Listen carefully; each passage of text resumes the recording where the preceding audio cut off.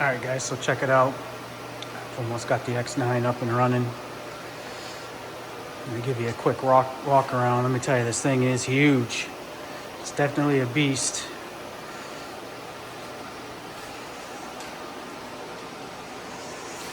I was actually, man, I'm not very tall. I'm only 5'7", but I was actually able to stand up in here when I was putting in the mist collector. I was standing up right inside it with clearance. So you see the 4th axis there. That thing's a beast. Come around back here. They're the size of that frame.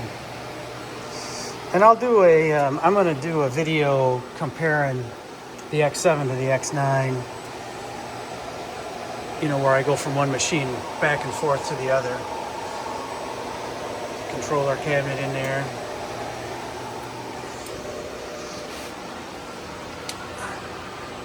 The size of that motor.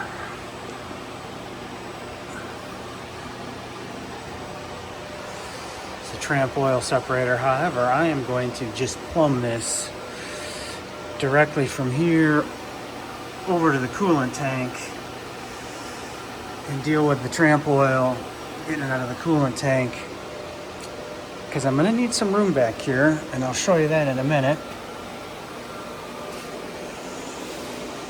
So this pump here, this is the feeder pump for the through spindle coolant.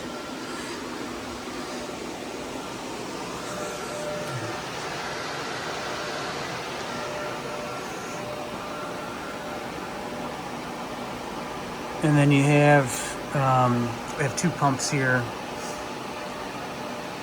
One is for the flood coolant, and then the other is for the washdown hose and the chip washdown nozzles that you see there. There's the tool changer. You get a good look at this 4th axis. That's a 10-inch. It's got a 10-inch platter on there.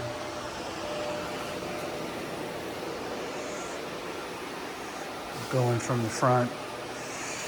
Now, I'm not a big fan of hoses on the front of the machine, so I'm not sure what I'm going to do here, but that's probably not going to have them there.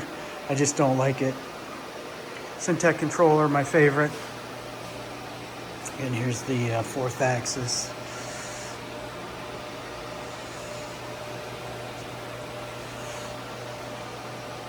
You can see up there, we got the mist collector. And then over here, so this is the high pressure through spindle coolant. Well, it's 453 PSI, which I guess is pretty high pressure. It's got a 5-horse motor on it. Here's a spare sock for the filter. Then we got our spindle cooler. And then we got this hydraulic unit here. It's for the brake on the 4th axis. That's all it's for. I guess they really do not want that 4th axis spinning when it's supposed to be locked to have a hydraulic brake, but you know, it is what it is. So yeah, hopefully I've got it. Actually, I got a new phase converter coming. I need a 30 horsepower phase converter. That's supposed to be here Saturday. Right now I'm running it off of a 15, but I'm not doing any cuts or anything. You can power it up, move all the axes, and as long as you're not doing anything too crazy, you know, you can test it out and run it. So that's what I've been doing. So hopefully on Saturday we'll get the new phase converter and get that hooked up, and then it won't be too long and we'll be making some chips with it. There's the X7. You can kind of get an idea in the size. So stay tuned. A lot more videos to come on both of these. So we'll see you in the next one. Thanks for watching.